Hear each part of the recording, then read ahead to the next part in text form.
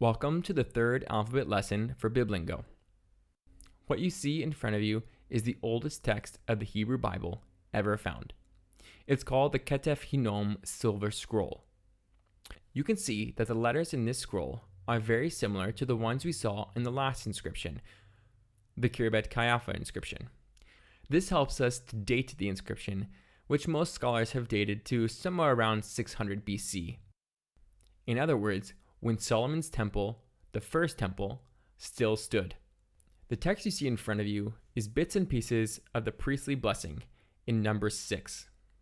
You can see it transcribed on the right-hand side in Hebrew letters, and then the text is given in English on the far right. Now let's get into the consonants. First we have Pe. Pe is just like Kaf, in that it's both a Begad Kafat letter and a Kamnifatz letter. This means that it can be pronounced as P or F, depending on whether it has a Dagesh in it, and it has a final letter. The final letter is similar to the regular letter, except that its line extends below the line of text, just like final Kaf. Next we have Tzade. Tzade is pronounced T-S, T, and again, it's a Kamnifatz letter. And just like the other Kamnifatz letters we've learned, it extends below the line. Next we have Chet. Chet is another pharyngeal consonant, just like Ayin. It's pronounced slightly differently in modern Hebrew versus biblical Hebrew. In biblical, it's a rough H sound, like Ha. And in modern Hebrew, it's harder, like Cha. Next we have Sin. If Sin looks familiar to you, it's because the letter is identical to another letter you've already learned, Shin, except that the dot is on the top left rather than the top right of the letter. It's pronounced S, just like Samech. The last consonant of this lesson is Taf. This is a Begad Kafat letter, and it's also the last consonant of the Hebrew alphabet.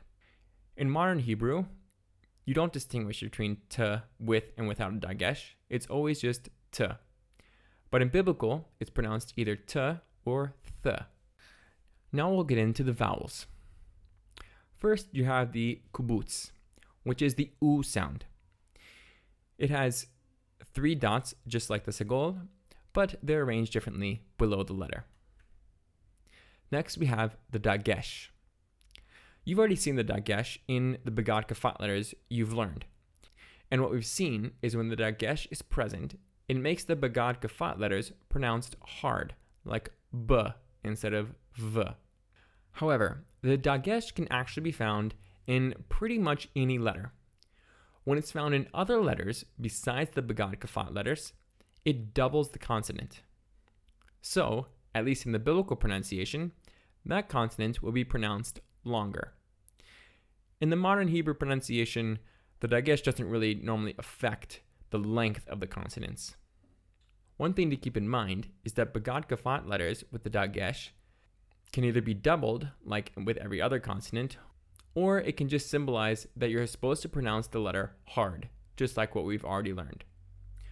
You'll learn more about these rules later on. Next we have Cholam Vav. Cholam Vav is a Cholam that's written on top of a Vav. In this case, the Vav is pronounced just like a vowel. So the Vav is standing in for the O sound. Next we have Shva or Shwa. The Shva is pronounced in the biblical pronunciation and E in the modern pronunciation. So in the modern pronunciation, a lot of times it'll be equivalent to the Segol or Tzere sounds. Finally, here are the similar letters that you've learned in this lesson. As we noted, the Sin and the Shin look identical, except for the dot on the top right or the top left of the letter. Next we have Chet and Taf. The Chet is written with a straight line on the left side, and the Taf is curved. Next we have Kaf and Pe, Pe having the little handle at the top left. And then we have Ayin and Tzade. The biggest difference here is the bottom of the letter. Tzade has a straight bottom, and Ayin is curved. Finally, we have He and Chet.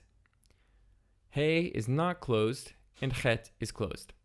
Stay tuned for the last alphabet lesson, where you'll learn the rest of the Hebrew alphabet, and we'll take a look at the Great Isaiah Scroll.